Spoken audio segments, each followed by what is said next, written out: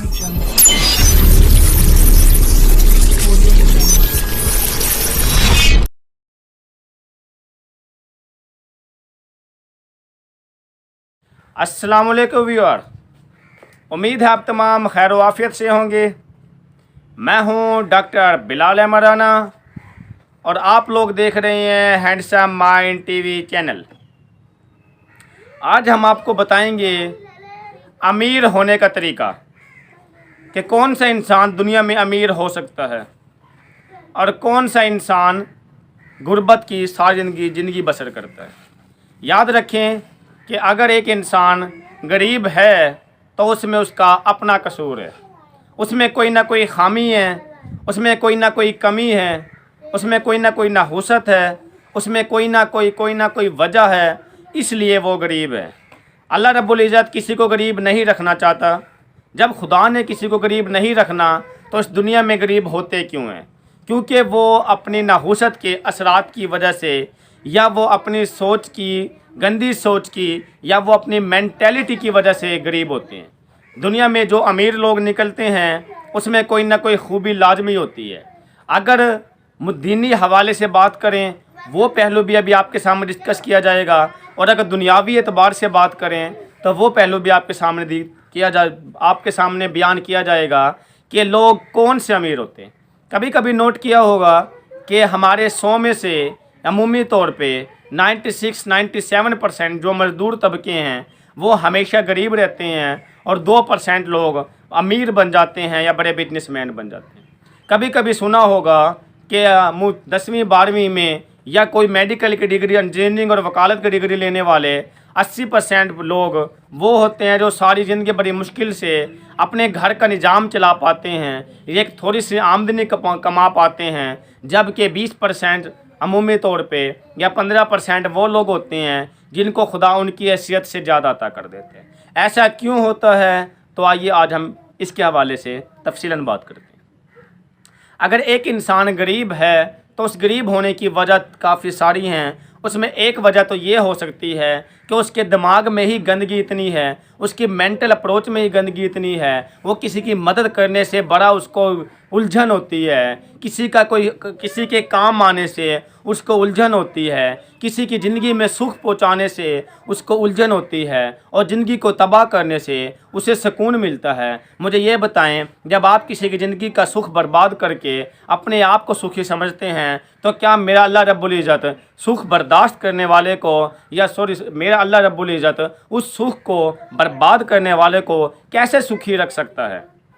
यानी अगर आप लोगों में ये चीज़ें मौजूद हैं, अगर आपकी ज़हनी तवानाई अच्छी है, अगर आप लोगों की मेंटल अप्रोच अच्छी है, और अगर आप लोग दूसरों की मदद करते हैं, अगर आप लोग दूसरों के काम आते हैं, या अगर आप लोग ये समझते हैं कि इस पैसे को मैं किसी की वेलफेयर के लिए लगाऊंगा, तो ये कैसे मुमकिन है कि मेरे अल्लाह रब्बुल इज़्ज़त आपको वो चीज़ें अता ना करें, वो दौलत अता ना करें जो आप चाहते हैं।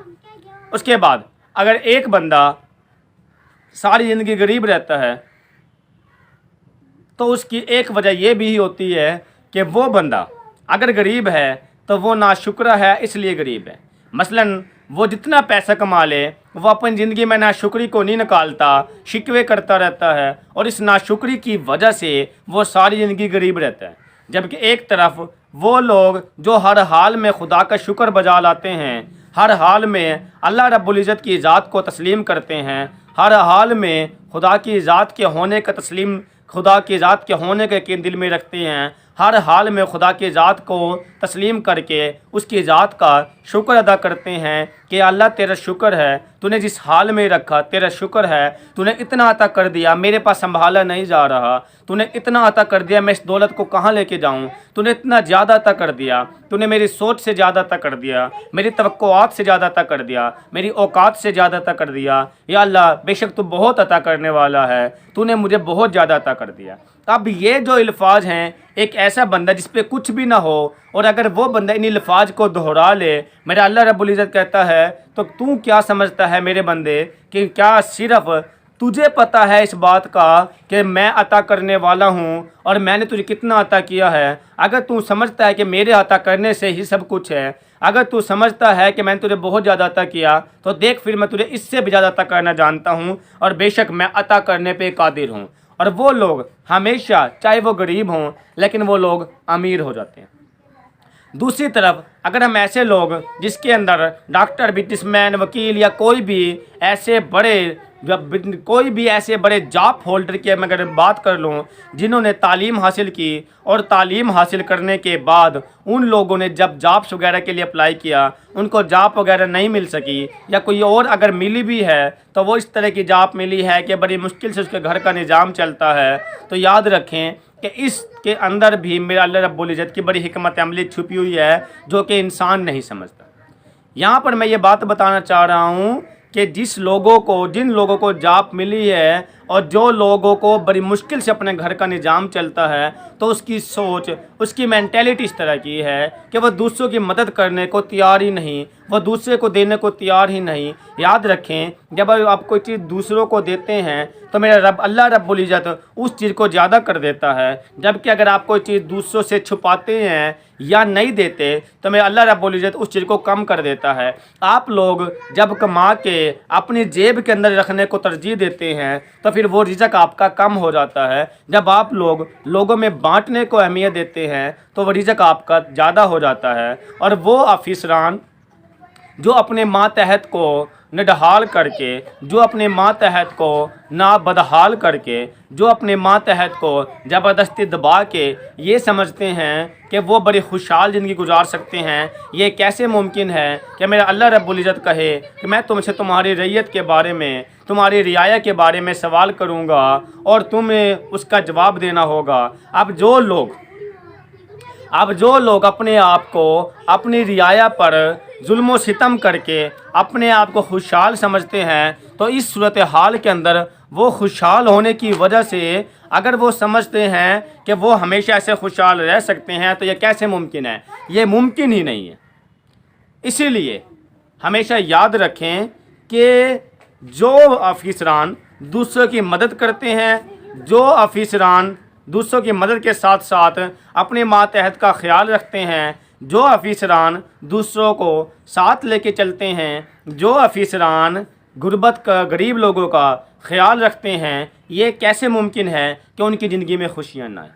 और एक तरफ कुछ लोग सिर्फ 15 या 20% बहुत ज़्यादा खुशहाल हो जाते हैं।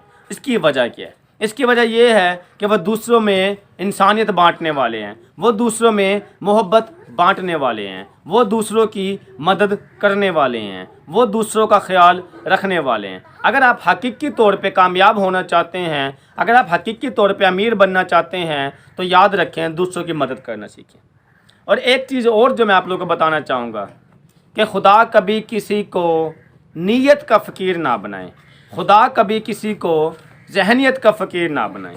क्योंकि जो जहनियत का फ़कीर होता है वो लोग होते हैं जो अरबोपति होते हैं, लेकिन इसके बावजूद वो लोग होते हैं जो अरबोपति होते हैं, लेकिन इसके बावजूद भी मांग के ज़िंदगी बसर करते हैं, दूसरों के आगे हाथ फैला के ज़िंदगी बसर करते हैं, दूसरों के आगे तंगी दस्ती दिखा के ज़िंदगी बसर करते हैं, दूसरों के आगे झुक के ज़िंदगी बसर करते हैं।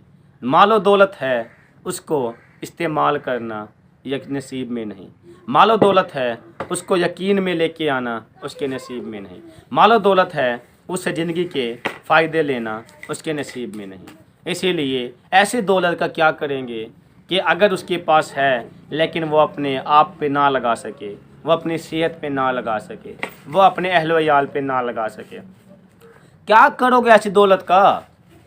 आप लोगों के मरने के बाद वो दौलत किस काम आएगी? हलाल रास्ते या हराम रास्ते? क्या सबूत है इस चीज़ का?